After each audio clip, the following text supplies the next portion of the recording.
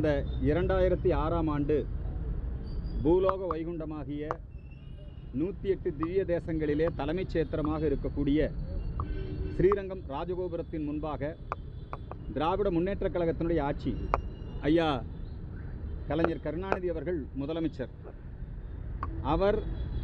அவருடைய ஆட்சியினுடைய ஒத்துழைப்பு ஆகியவற்றின் காரணமாக திராவிடர் கழகத்தை சார்ந்தவர்கள் வேண்டுமென்றே உள்நோக்கத்தோடு எந்தவிதமான அனுமதியும் பெறாமல் அந்த இடத்திலே ஈவேரா சிலையை நிர்மாணித்து கடவுள் மறுப்பு வாசகங்கள், பக்தர்கள் மனதை புண்படுத்தக்கூடிய வகையிலே வணங்குகிறவன் காட்டுமிராண்டி, பரப்புகிறவன் அயோக்கியன் என்கின்ற வார்த்தைகளை எல்லாம் போட்டு ஒரு சிலையை திறப்பதற்கான ஏற்பாடுகளை செய்து வந்தார்கள்.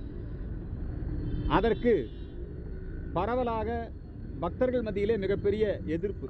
ஒரு சர்ச் முன்னாடி போய் கடவுள் இல்லைன்னு கல்வெட்டு வைக்க முடியாது, ஒரு மசூதி முன்னாடி போய் கடவுள் இல்லைன்னு கல்வெட்டிக்க முடியாது.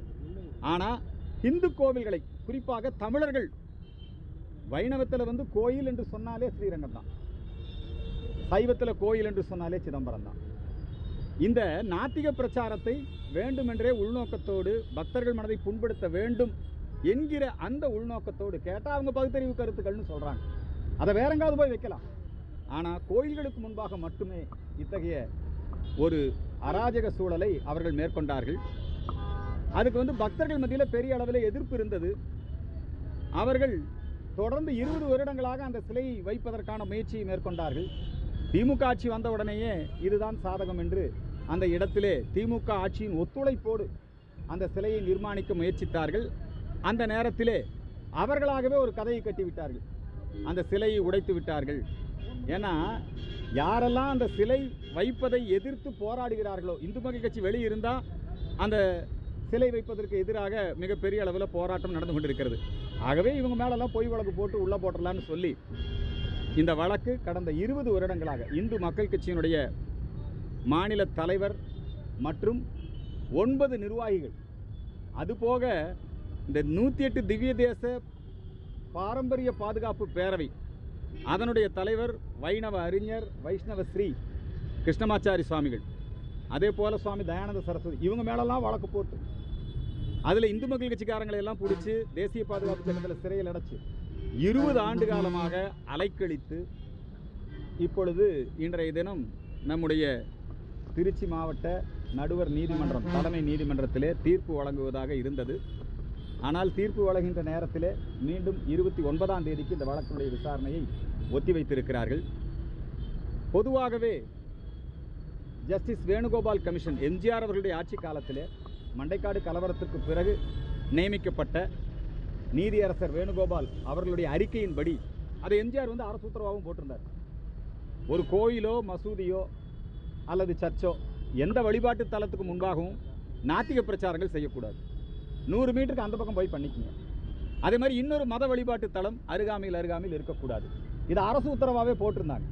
ஆனால் திமுக ஆட்சிக்கு வந்த உடனே எப்பவுமே அவங்க தீக்காவு அவங்களுடைய அதை சாதகமாக பயன்படுத்தி கொண்டு இப்போ மறுபடியும் அவங்க அந்த சிலையை இப்போ நீதிமன்றங்கள் எல்லாத்துலேயுமே என்ன சொல்கிறாங்க, பொது இடங்களில் சிலைகள் இருக்கக்கூடாது, இந்த சிலைன்னு இல்லை, எந்த சிலையுமே இருக்கக்கூடாது, அதையெல்லாம் அகற்ற வேண்டும், 90 நாட்களுக்குள்ள அறிக்கை நீங்கள் தாக்கல் பண்ணுங்கன்னு இப்போ கூட மதுரை உயர்நீதிமன்றம் கோடி கம்பங்கள் சிலைகள். ஆனால் அதையெல்லாம் மீறி இவர்கள் திராவிட கொள்கைகளை திணிக்கும் விதமாக ஆட்சி அதிகாரத்தை பயன்படுத்தி இதை செய்கிறார்கள். இதை எதிர்த்து எங்களுடைய சட்டப்பூர்வமான போராட்டம் நிச்சயமாக தொடரும். இந்த நாத்திக பிரச்சாரம் என்பது ஒருதலை பட்சமாக இருக்கிறது. இந்து கடவுளை மட்டுமே இல்லை, இந்து கோவில்கள் முன்பாக மட்டுமே இத்தகைய பிரச்சாரம். ஆனால் அவங்க இஸ்லாமிய மத அமைப்புகள் நடத்தக்கூடிய, பாதிரியார்கள் நடத்தக்கூடிய விழாக்கள் எல்லாம் போய் எல்லா கட்சிக்காரங்களும் கலந்துக்குவாங்க, அங்கே நாத்திக பிரச்சாரம் பண்ண மாட்டாங்க. ஆகவே இந்துக்களை குறிவைத்து கடந்த திமுக ஆட்சியில் ஜோடிக்கப்பட்ட வழக்குன்னு சொல்றீங்க. ஆமாம், இப்போ திரும்ப திமுக ஆட்சியில் நடக்குது. இந்த வழக்கோட தீர்ப்பு நியாயமாக இருக்குன்னு நினைக்கிறீங்களா? இல்லை, நாங்கள் நீதிமன்றத்தை முழுமையாக நம்புகிறோம். நீதிமன்றத்தில் இப்போ நாங்கள் திமுக கிடையாது. நீதிமன்றத்தில் திருப்பரங்குன்றம் மலை உச்சியில் உயர்நீதிமன்றம் மதுரை அமர்வு, சென்னை உயர்நீதிமன்றம் மதுரை அமர்வு, அதை அந்த நீதிபதி என்ன ஜாதின்னு பார்க்கக்கூடாது, நீதிமன்ற தீர்ப்பு, அந்த தீர்ப்பை அமல்படுத்த மாட்டேன்னாங்க, அப்பீலுக்கு போனாங்க, அங்கேயும் தீபம் ஏற்றலாம் அப்படின்னு சொல்லியிருக்காங்க. இப்போ சாலமன் பாப்பையா என்ன சொல்கிறாருன்னா, அவர் ஒரு எல்லோராலும் விரும்பப்படக்கூடிய ஒரு மனிதர். அவர் என்னங்கிறாருன்னா திடீர்னு இப்போ இந்த மாதிரியான பொதுவான நபர்களை கூட திமுக வந்து ஏதாவது ஒரு நிர்பந்தத்தையோ ஆசை காட்டியோ அல்லது ஒரு வாய்ப்பை ஏற்படுத்தி கொடுப்பார்கள் அப்படிங்கிற மாதிரி தான். இப்போ சாலமன் பாப்பையா என்ன பேசுகிறாருன்னா, முருகன் வந்து சொன்னா தான் மலை உச்சியில் தீபம் ஏற்றணும். மலை உச்சியில் தீபம் ஏற்றுறதுக்கு ஏற்கனவே கோயில் நிர்வாகம் முடிவு பண்ணி ஏற்றிட்டாங்க. இப்போ உச்சியில் தீபம் ஏற்றணுங்கிறாங்க. இதை யார் நீதிபதி சொன்னால் பத்தாது, முருகன் சொன்னால் தான் சரியாக இருக்குன்னு பேசுகிறார். சுகிசிவம் அடுத்த சுகிசிவம் ஆகிட்டு இருக்கிறார். இது வந்து ரொம்ப தவறானது. சாலமன் பாப்பையா அவர்களுக்கு எங்களுடைய வன்மையான கண்டனத்தை தெரிவித்துக் கொள்கிறோம். திமுக ஆட்சியில் நாங்கள் வந்து திமுக ஆட்சியினுடைய ஒடுக்குமுறைகள் அதையும் எல்லாம் மீறி தான் நாங்கள் வந்து செயல்பட்டு கொண்டு இருக்கிறோம். இப்போ வந்து நாங்கள் நீதித்துறையை முழுமையாக நம்புகிறோம். இந்த வழக்கை சட்டப்படியாக நாங்கள் எதிர்க்கிறோம்.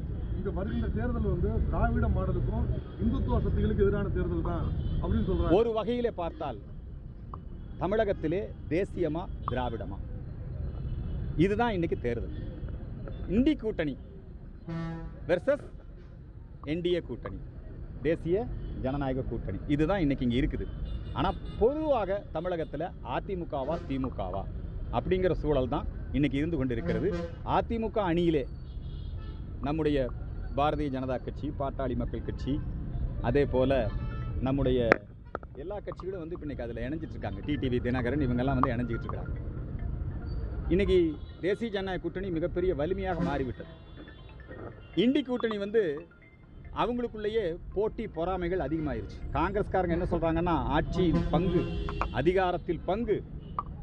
விடுதலை சிறுத்தைகள் என்ன சொல்கிறாங்க, அதிருப்தியில் இருக்கிறாங்க. விடுதலை சிறுத்தைகள், கம்யூனிஸ்டுகளும் கூட எங்களுக்கு அதிக தொகுதி வேணும். இப்போ திமுக கூட்டணி கொஞ்சம் கலகலத்து போயிடுச்சு. எப்போ டிடிவி இங்கே வந்தாரோ, எப்போ பாட்டாளி மக்கள் கட்சி இங்கே இணைஞ்சதோ, எப்பொழுது அமித்ஷா வந்து ஏடிஎம்கே பிஜேபி கூட்டணியை உறுதி செய்தாரோ அப்போ இருந்து இவங்களுக்கு தூக்கமே வர்றதில்லை. அதுவும் பாரத பிரதமர் நரேந்திர மோடி வந்து அந்த பொதுக்கூட்டத்தில் தேசிய ஜனநாயக கூட்டணி தலைவர்கள் அனைவரையும் ஒரே மேடையில் நிறுத்தி அவர் பேசி சென்ற பிறகு திமுக கூட்டணி கலகலத்து போய்விட்டது. பாரத பிரதமர் நரேந்திர மோடியினுடைய அலை வீச துவங்கி விட்டது. நம்முடைய இந்த வரக்கூடிய தேர்தலில் நிச்சயமாக தேசிய ஜனநாயக கூட்டணி தான் ஆட்சி அமைக்கப் போகிறது.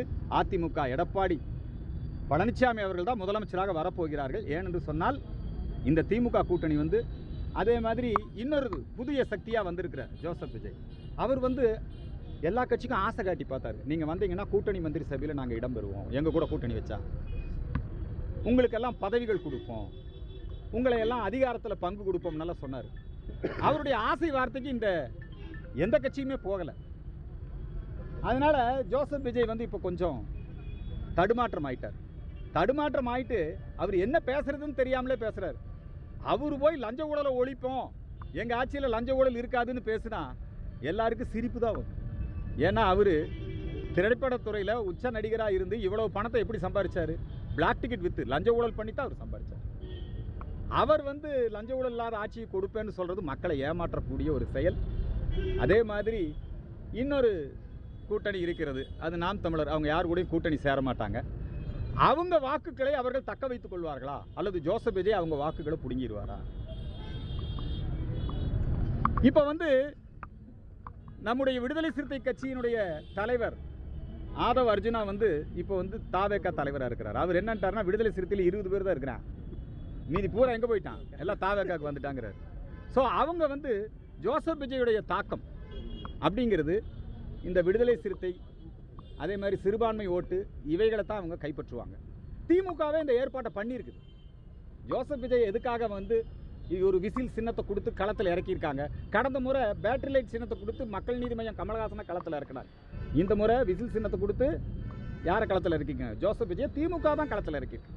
ஜோசப் விஜய் மூலமாக புதிதாக பிஜேபிக்கு ஓட்டு போடுறவங்கள திசை திருப்பிடணும், ஏடிஎம்கேவை ஓட்டு போடக்கூடிய இளைய சமுதாயத்தை திசை திருப்பிடணும் அப்படிங்கிற அந்த சதி, இது திமுகவுடைய சதி தான் ஜோசப் விஜய். அதனால நிச்சயமாக திமுக ஆட்சிக்கு எதிரான ஒரு மனோநிலை மக்கள் மத்தியில் இருக்கிறது. ஏன்னா மக்கள் பாதிக்கப்பட்டிருக்கு. சட்டம் ஒழுங்கு சீர்குலைவு, கள்ளச்சாராயம், அதில் நம்பர் 1. இப்போ எங்கள் ஐயா மு க ஸ்டாலின் முதலமைச்சர் என்ன சொல்கிறாருன்னா, நாங்கள் வந்து இந்தியாவிலேயே நம்பர் 1 மாநிலமாக இருக்கிறோம், எங்களுடைய கனவுகள்லாம் நிறைவேறிவிட்டது, நான் நிம்மதியாக தூங்குவேங்கிறார். தேர்தலுக்கு பிறகு நிச்சயமாக உங்களை நிம்மதியாக தூங்க வைப்பாங்க.